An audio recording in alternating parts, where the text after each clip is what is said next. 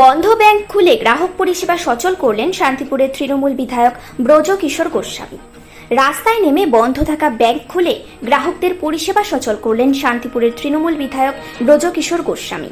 এদিন বিজেপির ডাকা 12 ঘন্টা বন্ধের কারণে বন্ধ ছিল শান্তিপুরের একাধিক রাষ্ট্রায়ত্ত ব্যাংক। সেই ব্যাংকগুলিকে সচল করে গ্রাহক পরিষেবা চালু করলেন বিধায়ক। এই বিষয়ে খুশি গ্রাহকরা। Bureau report, news prime Times. ব্যাংকে আমি এক্ষুনি এসেছি, আমি অন্য ব্যাংকে গিয়েছিলাম, এখানে আমি টাকা তুলবেন। তো এখন এই বন্ধ দেখছেন নাকি? তো এই বিধায়ক তো এসছে, এখন কি খুললে সুবিধা হবে আপনাদের? আমাদের সুবিধা হবে, আমাদের এখানে বই করা আছে, টাকা আমাদের এখানে আসবে। আমরা যদি খোলা না থাকে তাহলে আমরা কীভাবে টাকা তুলবো? আজকে কি বন্ধের জন্য নাকি বন্ধ?